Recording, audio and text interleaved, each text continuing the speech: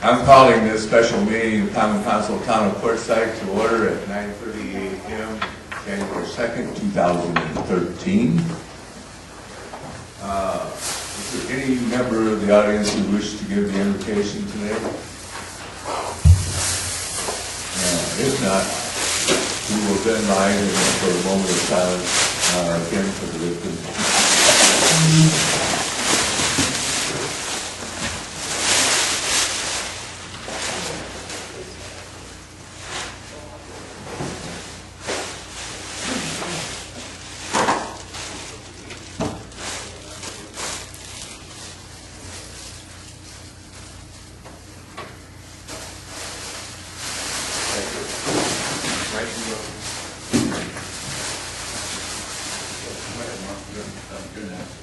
I pledge allegiance to the flag of the United States of America and to the republic for which it stands, one nation, under God, indivisible, with liberty and justice for all.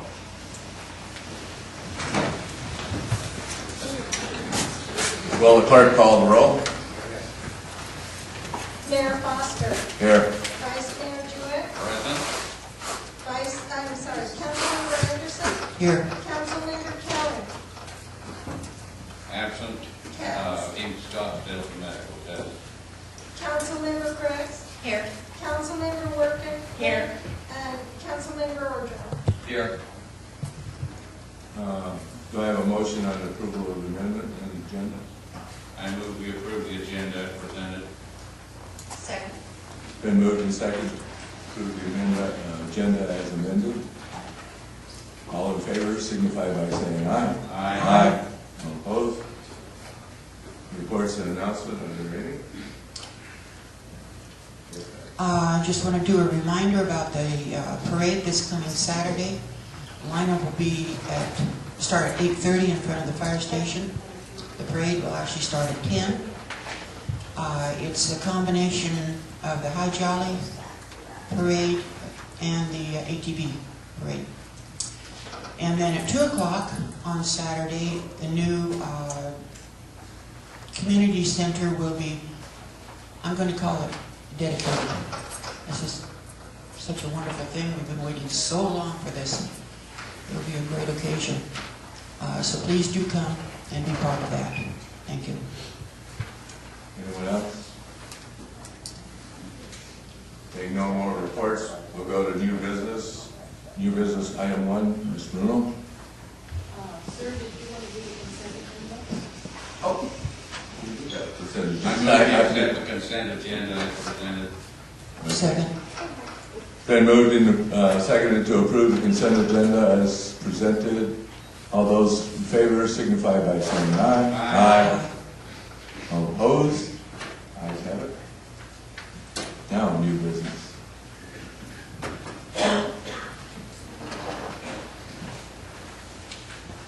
I'm going to be working with the overhead as soon as it warms up, but I wanted to get us started in any event. As you know, the town has been working to secure insurance, both general liability as well as professional liability insurance. The town did receive an initial offer to renew from the risk pool back in September. It was dramatically scaled back coverage, hugely scaled back from what we had been used to in the past, with some fairly significant cost increases. In October, because of some situations that arose, we were then notified by the risk pool that our coverage would be canceled with a 90 days notice. We proceeded to begin working to secure the new insurance, finding as we were gathering the information that most of our files were drastically incomplete. Staff had to work, and we pulled in a number of staff members from different departments to work to gather all of the property, equipment, automobile, and other related information, including model numbers, serial numbers, approximate values, and so forth.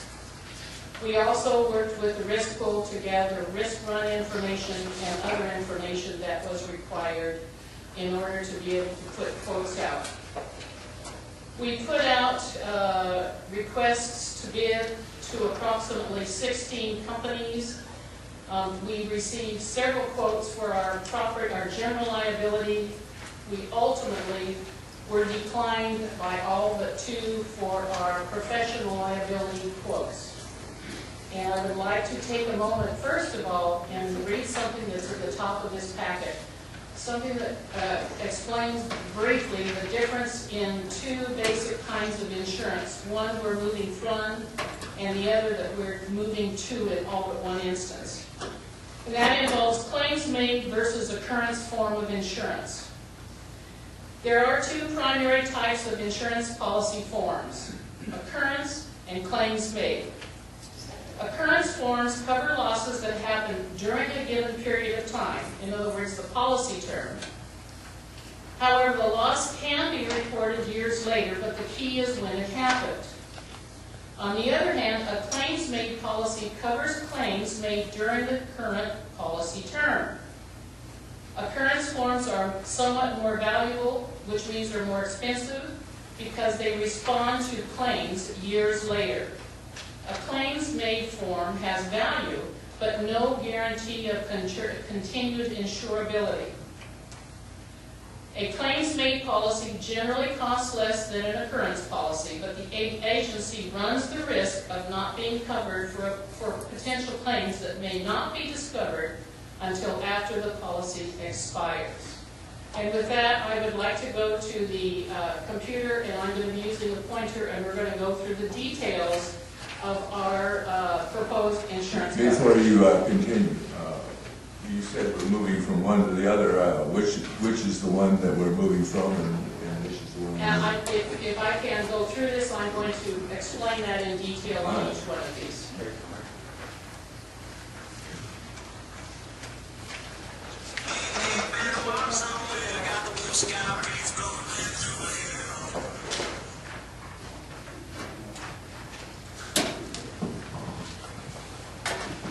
Okay, you should have in front of you a copy of the insurance coverage information for the town of Quartzsite, and this would be effective January 4th, 2013.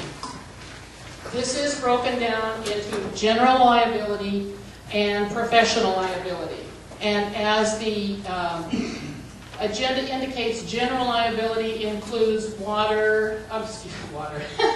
it includes automobile, it includes property, it includes equipment, and so forth. Professional liability includes such things as law enforcement liability, public officials, and employment practices liability. So let's go through these one at a time. Our general liability is being placed with CNA Insurance. CNA is an extremely strongly rated company. It's an AM Best rated A15, which means it has a strong creditworthiness history and it has a strong financial background. And I think with that, what I'd like to do is to ask our 2 committee members, Councilmember Jewett and Councilmember Crooks, to join with me in going through this presentation. Mr. Jewett, would you like to help me out here? Certainly. Could I point out that one of the things you touched on but didn't develop at all is the AM Best A15 rating is the best possible rating, the highest rating in the insurance industry. And I think that's... It's the highest financial strength rating in the industry. As far as the credit rating, you can get an A++, but it is still considered excellent or superior in terms of the A rating, so you are absolutely right. Okay. Comparing coverages, auto liability, the risk pool was offering the same coverage as CNA. They were both covering it for $1 million. Under general liability, the risk pool was a claims-made type of policy, whereas CNA is an occurrence-based policy. Again, basically the same coverage with a $2 million aggregate. Kind of hard for me to talk in terms of millions when I think about my own insurance in terms of thousands. But, products completed operations, again, we are the same aggregate, $2 million. Now, one big difference we have coming up here, the CNA, the defense costs, in other words, the insurance company's legal costs of defending a suit, is covered by the insurance company, not by our coverage. So the costs of defending the suit are in addition to our coverage, whereas with the risk pool, the defense costs were included in our coverage number. And this is a change from prior coverage from the risk pool. Right. Previously, the defense costs were outside of the policy limits. For our proposed renewal, they were pulling those and putting them inside the policy limits. Okay. And then CNA has a $1 million umbrella option, which we've included in the premium. Risk pool offered no umbrella coverage at all. And this was also a change. Previously, the risk pool provided a $5 million umbrella for the entire package that we had with them before. But in the renewal that they tendered to us in September, they had pulled the umbrella coverage completely. Okay. Now moving on to the professional liability area. This is with Indian Harbor Insurance. They are a division of one of the larger insurance holding companies, again based in Hartford, Connecticut, the insurance capital of the U.S., I believe. An AM Best A15 rating once again. Very strong financial and credit background. Before I go into the nitty-gritty, one important thing to notice, I think, is the fact that our law enforcement liability premium is only about 1/3 of what our public officials and employment practices premium is, which, to my way of thinking, says something for our police department. I realize there are many out there who may disagree. Again, this is an occurrence-based policy, whereas the risk pool was a claims-made policy. The coverage is basically twice what we had with the risk pool. We have a $1 million per occurrence, a $2 million aggregate, whereas the risk pool was only giving us a $1 million aggregate. Our deductible will be higher with the new insurance. It's a $100,000 deductible compared to a $75,000 deductible.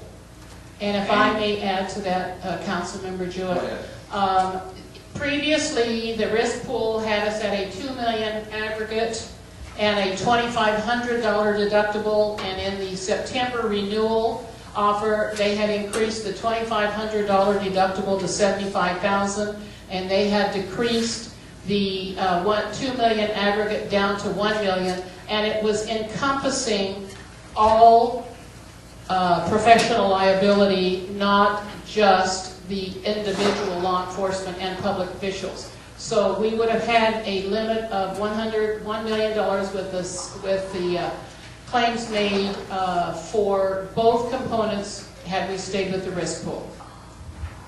Thank you. The law enforcement liability, the premium there is a little over $58,000. $1 million per occurrence with a $2 million aggregate and $100,000 deductible. And Ms. Bruno just went over the coverage from the risk pool as it was offered at their last offering. The public officials and the employment practices coverage is, let's call it $155,000 premium.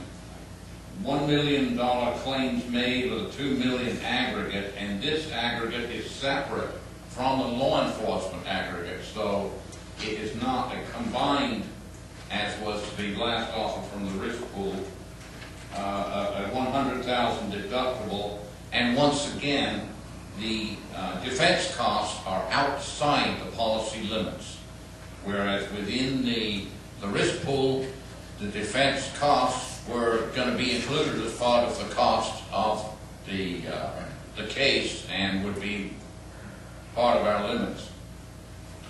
And the total premium for the above named coverages is $310,686.24.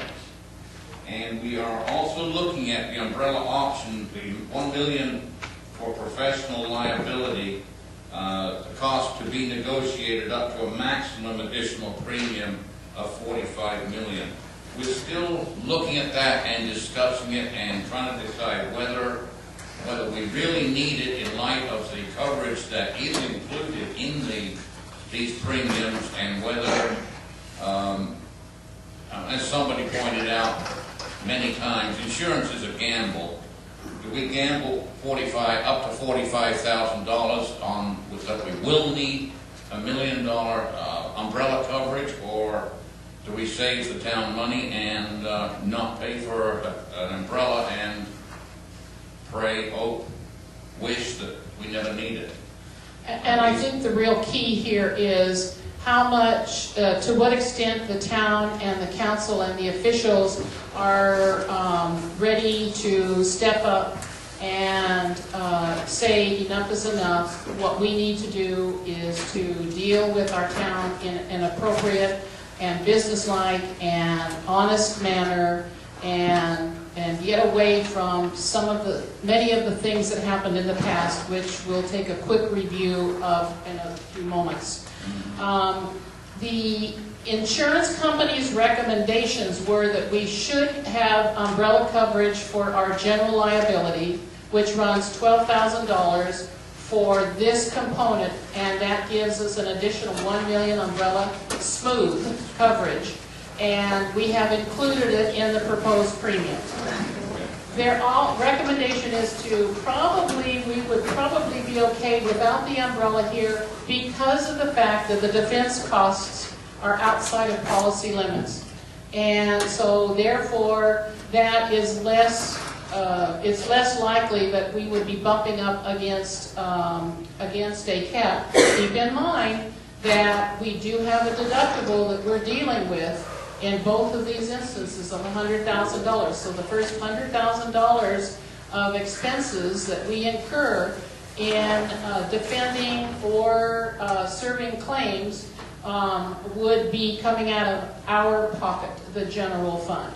And here again, the risk pool and their proposal from September had reduced our overall coverage for all professional liability to $1 million aggregate with a $75,000 per occurrence deductible, and that defense costs would be included within the policy limits.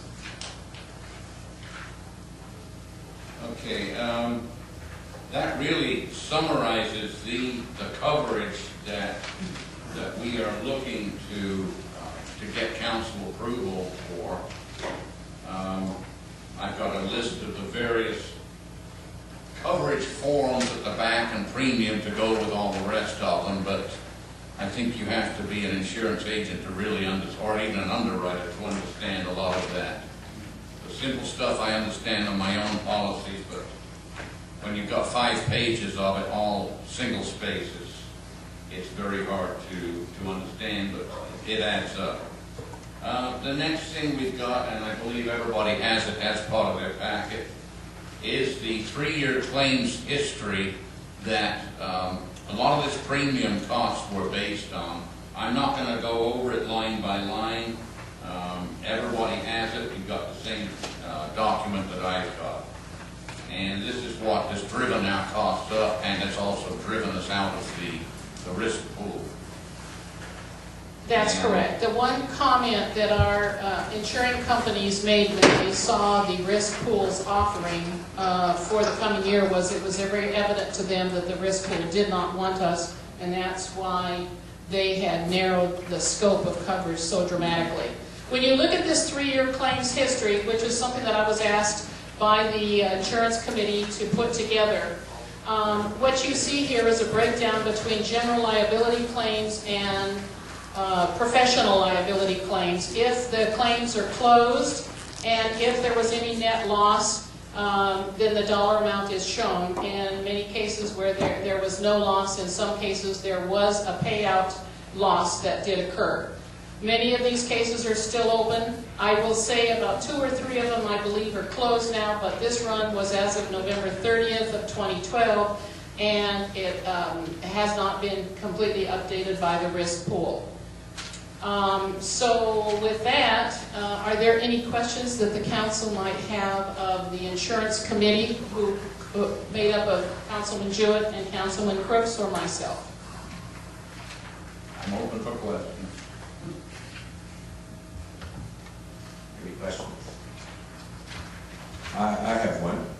Who is the agent for this? Actually, we've been dealing with several different companies. We have been dealing with Swain & Crawford, which is an agency out of Chicago that specializes in high-risk coverage placements. And we have been dealing with McKee Underwriting Management out of Scranton, Pennsylvania. CNA is based in Chicago. Indian Harbor is based in Stamford, Connecticut. And we've also been dealing with an agency in Los Angeles. It's called, I don't have the name right at my fingertips. But those are the agencies that we've been working with. Is that all of those agencies are involved in this coverage right now? Or? They have been helping us to secure the coverage. They've all been working with us very closely to secure our coverage. And we did put the bid out to 19 different companies. We were denied, as far as professional liability, any quotes by all but 2 of the companies ultimately. We just got these last quotes in over the Christmas week, and I did a number of interviews over the Christmas week by telephone with all of their underwriters, spent a number of hours on the phone with them, going over where we stand, what's happening, and staff has spent endless hours providing information, updates, and so on and so forth to each of these so that they felt that they were in a position to be able to grant us coverage. They did indicate that if we are able to get our hands around these claims in the future, we can likely see a fairly dramatic decrease this time next year if we're able to handle things in a proper and an appropriate manner. And they look forward to working with us to do just that. By the way, one of the components of the law enforcement element is that there's a fee of $4,000 included in that premium, in which they're going to be sending their auditors down to work with our police department to make sure our policies and procedures are up to date and as current as possible. Well, the reason I asked is that there's not a local representative or agent that we're dealing with. Nobody. Where are we dealing with this? I'm dealing with Ben Maris out of Chicago. I'm dealing with Fred Tolmasoff out of Los Angeles. Okay. So our claims or whatever will have to go through those. They'll offices. go directly to the Chicago office. Okay. And it would be no different than if we are dealing with them with the risk pool. We do business with the risk pool by email, by telephone, and we'll be doing the same thing here. The only difference is that these companies have made it very, very clear that all communications will go through the town's risk manager, whom at this point is designated as the town manager. They will not accept communications or filings or claims or anything else from anyone other than the designated risk manager for the town. And the risk pool had already indicated that that was the only way they were going to be dealing with this on a go-forward basis had we stayed with them. They had put that in writing, but at this point we are not staying with them, obviously.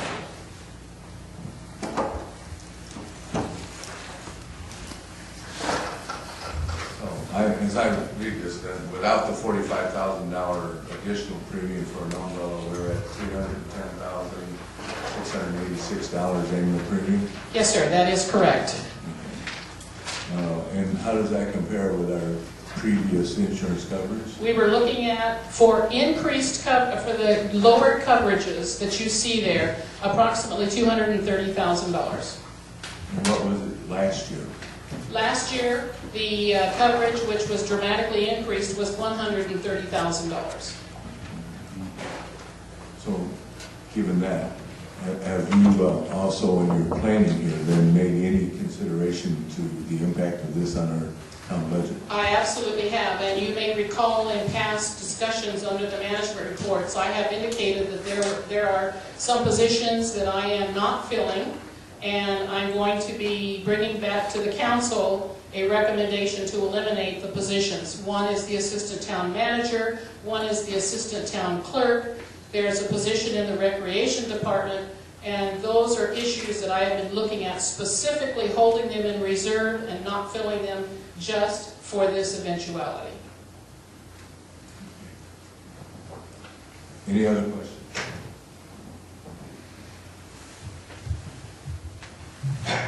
If I may, it's not a question, but a comment.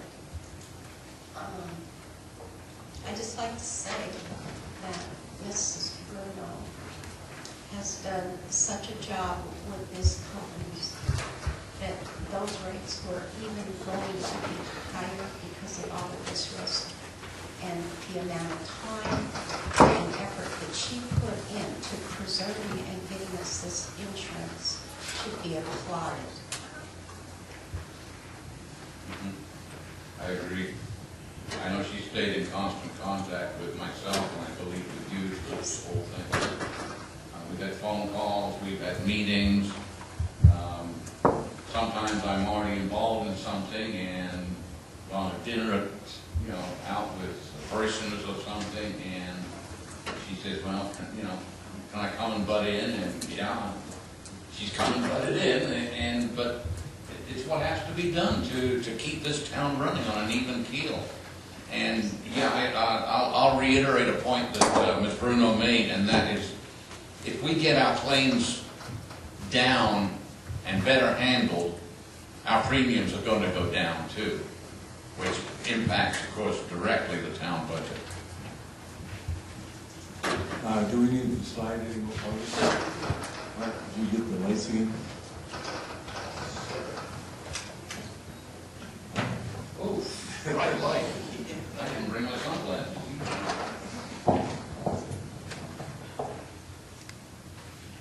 Okay, we all know.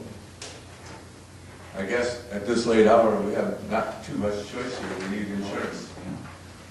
Okay, I move that the interim town manager be authorized to bind insurance coverage effective January 4th, 2013, and to negotiate umbrella coverage for professional liability as presented. I second that motion. Okay, it's been moved and seconded. Is there any discussion? Yes. Okay, now, are we going to include the umbrella option of $1 million for professional liability with an additional premium up to $45,000? What I would propose is that I be authorized to negotiate that and see what kind of a price we can get. That would be the proposed maximum. My suspicion is we may be able to get that down a little bit, but not a lot. I would like to talk to the risk management folks again in Chicago and Scranton. Their initial indication was, for professional liability, we're probably okay with where we are. They have already seen what's transpired over the last 2 or 3 months in terms of certain employment claims, and they see that we're trying to get a handle on these things. And that being the case, as they've observed to me, they feel that it may not be necessary to go with the additional $1 million professional liability. Okay, so to get it clear in my mind, now if we to secure the insurance coverage, it would, the total annual premium at this point would be $310,000, Yes. I think if we go any further, we'll bring it back before the council. That's the maximum we're allowed. Now, am I correct in that we have 30 days in which to add this umbrella? Yes, Okay, and so I would bring it back to the council. I will brief keep the council informed in terms of what the negotiations may or may not produce, and whether we ultimately recommend that we come back with an additional amount. My leanings right now are probably more no than yes, but I will keep the council informed of that. Okay, so that motion will cover it then, because it doesn't authorize you to bind That's correct. the umbrella, just to negotiate it. But it does authorize you to bind the coverage as stated here. Okay. That is correct. Okay. The other thing, this binder, by state statute, has to be recorded with county recorders when you get it to the official. Our insurance agents are well versed with the Arizona statutes, and they will make sure that all of our I's are dotted and T's are crossed. Okay. All right, so there's a motion in a second to authorize a premium of $310,686.24 before the council. I have one quick question before we vote on this. Any future claims that come in against past acts would still be covered by the risk pool right now? Is that the way that I'm reading this? At the moment, but it's a limited amount of time. Arizona has a state statute that limits the amount of time that claims can be submitted. But at the moment, we are covered, that is correct. As far as this insurance coverage, it will take effect January the 4th, which is Friday. So, again, if a past practice of the town gets scrutinized by someone and they want to file a claim against the past, would then the new claim be covered by this insurance company? No, it would not. This is a go-forward insurance. So we are looking at some possible exposure here from past practices. Potentially, we are. That's correct. Okay. Just so I understand. Let's hope that we as a town administration can work hard to make sure that these things don't happen. Okay. All right, is there any other discussion? Being none, we'll go to the vote. All those in favor of authorizing the premium of $310,686.24 signify by saying aye. Aye. All opposed? The ayes have it. Number 2. Ms. Bruno. Thank you very much. As we all know, we have a beautiful new community center that is going to be officially opening for business this coming Saturday, January the 5th. And as I indicated to council previously, I would be looking at some proposals in terms of what our rental and fees would be for the use of that building. I spent quite a bit of time canvassing other communities of similar size and scope, both here in Arizona as well as in surrounding states. I looked at some community centers in Arizona, in Utah, in New Mexico, and a couple in small areas of Nevada. What I found was the rates were all over the place. One of the things that we need to do in setting rates is to make sure that our rates are reasonable, not out of line, but they at least cover our expenses and perhaps some amount that we can set aside and put into a deferred maintenance fund, because at some point in time, this building will need maintenance. So I would propose that if a fee schedule is adopted, that I be directed to set up a separate deferred maintenance fund, and it will be used solely for the maintenance and upkeep of the community center, and any and all fees and rentals that are collected go into there and not into the general fund in general. The proposed fees that we have brought together are laid out here, and we have interfaced with a number of community members and groups in developing this proposed schedule. Starting with the first section. If our citizens wish to participate in the exercise programs that will be made available at the community center, or use of our exercise equipment, remember, we received a grant of $26,000, and we have ordered exercise equipment that is going to be set up in a corner of the main room. Now, that exercise equipment is portable. In other words, it can be folded up and rolled into the storage room, so that if a group wants to come in and rent the main room, we can simply fold up the equipment, roll it in, have it out of the way, and then when their activity is done, we can bring it back out in the next day. We would propose a daily fee of $1 or a monthly pass of $20. Now, by the way, our recreation supervisor, Yesenia Jackson, is going to be overseeing the activities at the community center. She's going to be available from 8 a.m. until 1 p.m. on a Monday through Friday basis to be there to help people understand how to use the equipment, show them how to use it, make sure it's sterilized and clean between usages and so forth. In terms of the building rental and fees, we're proposing for the main room for each event, if the event goes up to 4 hours, a $30 flat fee. If the event goes more than 4 hours, a $60 flat fee. For the use of the kitchen per event, we would have a $45 flat fee. Now, this kitchen will not be a preparation kitchen. It will simply be a warming or cooling kitchen. In other words, the food will have to be brought in an already prepared nature, and the kitchen can be used to hold it hot, cool, or room temperature and served accordingly. We would propose a deposit. These would be refundable deposits depending on the condition that the center is returned in, of up to $100 if the event is for up to 200 people, or a $200 refundable deposit if more than 200 people are going to be involved in the event. And again, that would be refundable if everything is returned clean and no damage. A key deposit of $10 if there is a group that wants to come in on the weekend and use it for an event, and we need to provide the key to them. There will be a $10 deposit. When the key is returned, the deposit is returned. If there are any events with alcohol, and this is something that every other agency has done, and I think it's an excellent idea, any events with alcohol will require the presence of an off-duty police officer. We cannot bear the liability of this, and by the way, as far as liability, any user of the center will be signing an agreement in which they assume all liability for use of the facility. And that agreement is something I am drawing up now with our attorney, and will be making sure that the council is involved with the final approval of that. We hope it will be completed within the next week or two.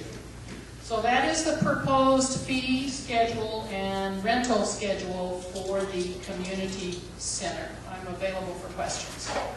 Now, on here it says that the center is only going to be open from 8 a.m. to 1 p.m. It would be open from 8 a.m. to 1 p.m. Monday through Friday, unless it's an event in which they wish to come in and rent it. So what about the working class people?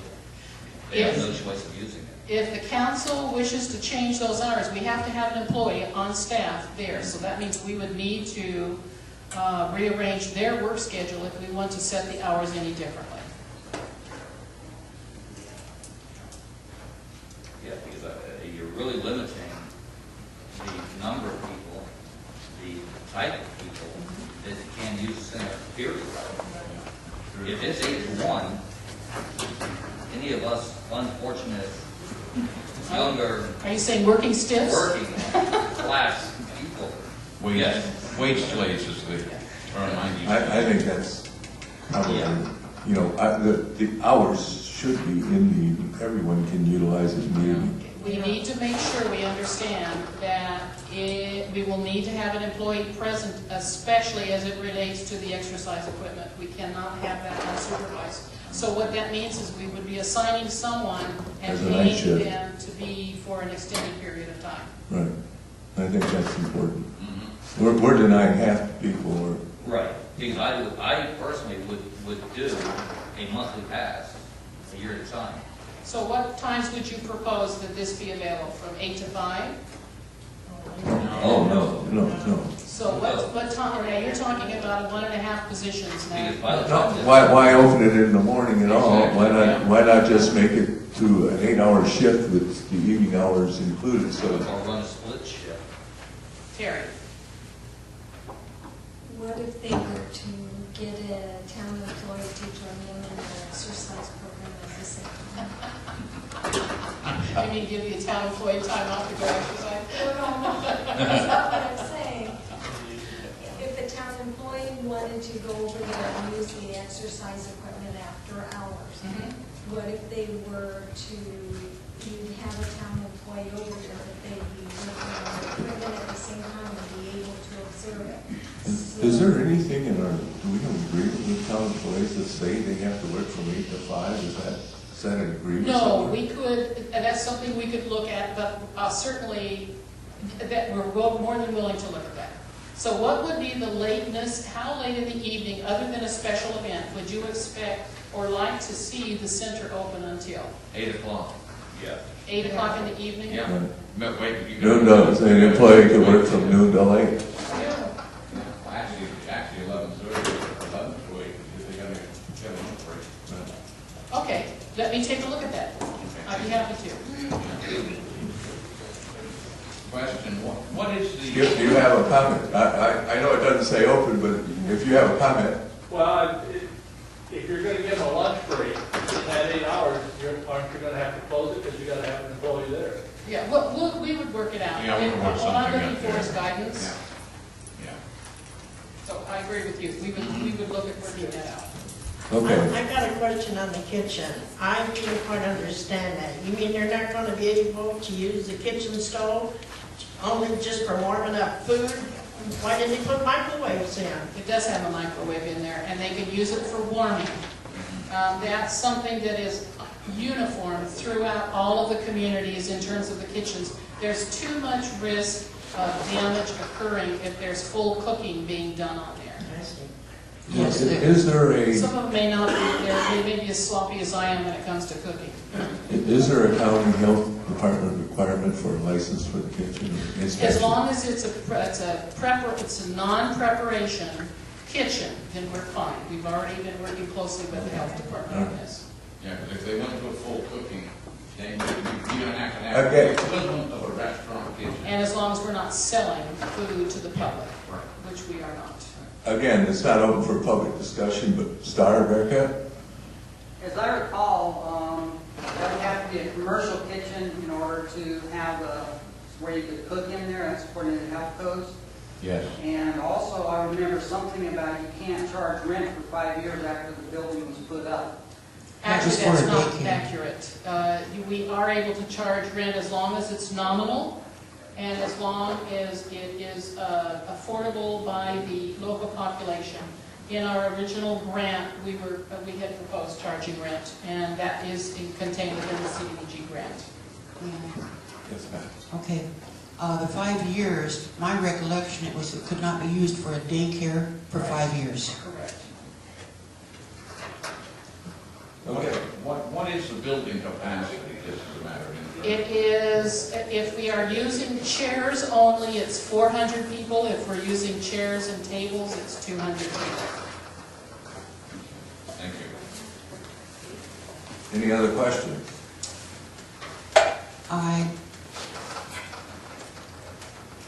Okay, now actually, shouldn't we have a motion on Yeah, this? we're in discussion. We'll make a motion Okay. directly. Now, there's something else that I would possibly like to address. Now, the inside walls are the drywall. Yes. Okay, do we want to put restrictions on what type of decoration can be put up either on the walls or the ceiling? I am drafting up a set of rules and regulations that I will be getting out, but it will include things like no tacks, no nails, etc. We are working with the Art Guild to see about having artwork permanently affixed to the walls. We're also going to be affixing no smoking signs, and we are going to ask that, again, nothing be done to the walls that could cause damage. And when they are done with whatever it is that they're doing, we will go in and look at the walls and the floors and everything to make sure it's returned in the same condition that it was received in when they took possession for the event. Yes, also tape can cause damage. That's right. On That's the exactly drywall. right. That's right. Any other discussion? Okay, I'm going to make the motion. All right. As far as people being able to serve liquor there, they will be required to obtain their own liquor license. If it's required that they have a liquor license, they will be required to obtain that. In some communities, the communities have made special provision to provide that to them as long as they make the application to the town. I'm looking into either option. But they cannot sell the liquor to the public. In terms of food presentation, they cannot sell food to the public. This is a community building, and it has certain restrictions. So when they hold their special events are for the group or groups that they have set it up for. And if they are going to be doing things like sales, then it has to be done outside of the community center. Okay. Any other discussion? All right, I make a motion that we approve the rate schedule, the time schedule, and that we instruct the staff to... No, time still. Oh, okay. Time schedule open then. I thought we were discussing we were going to do it at 11:30, but we'll do that. All right, so the rate schedule, and that we instruct staff to formulate a letter of conditions and practices that we approve of as for use of the town Correct. facility. I'll second it. Okay, now I just thought of something else too. Now, isn't the closing hour for the park 10 p.m.? I'm sorry. Isn't the closing hour for the park 10 p.m.? I've heard 10 and I've heard 11. Terry, do you know what it is? I believe it is 10. Okay. But hell, they was possible. I think I think it is too. I think there are signs posted that it is 10 o'clock. And I think we're looking at, as long as it's an indoor event, and by the way, the rules and regulations will include that there will be no loud music or anything of that nature that's going to blare out of the building. So that's why we were proposing that special events be available for special events up to 11 o'clock. I will tell you that when this whole thing was proposed, and you were not part of the city organization at the time, there were, I think, 50 residents in the vicinity who signed a petition against the public annoyance of having that put right where it's at. So when we go in there, we want to make sure we're a good neighbor, or we're going to run into some problems. I absolutely agree with you. So, Yeah, that's why I would question extending it to 11 p.m. Well, let's give it a try. We will work hard with the groups that are coming in. If they want to have something till 11 o'clock, we'll make sure they fully understand that there are noise issues we want to be mindful of with the community. And if it is unworkable, or we get too many complaints and we feel that we need to scale it back, then we scale it back. I'd like to at least give it a try and see how friendly we can make this for the community. we are going to have some objections, no matter what, from the people over here that live around the park. You know. Right. And then that's probably going to be inevitable, but let's see what we can do to be a good neighbor. We'll do our very best. We may even get complaints about noise on nights nobody's in there. All right. I believe we have a motion and a second. Do we, Terry? Okay. All those in favor signify by saying aye. Aye. All opposed? Nay? All opposed, nay? And only I voted aye. I'm sorry. Got carried away there. You can't vote both ways. Yeah, I can't vote both ways. All right. Okay. So we have an agenda item to go into executive session to discuss with council legal questions. So I'm going to make a motion that we adjourn this meeting to executive session. Second. Moved and seconded. All in favor? Aye. Meeting adjourned.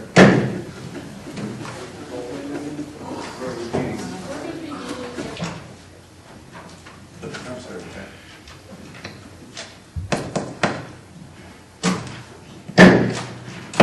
Oh, wait. You gotta wait for the computer. All right. I'm calling this regular meeting of the Common Council of Town of Portside to order. Will clerk call the roll?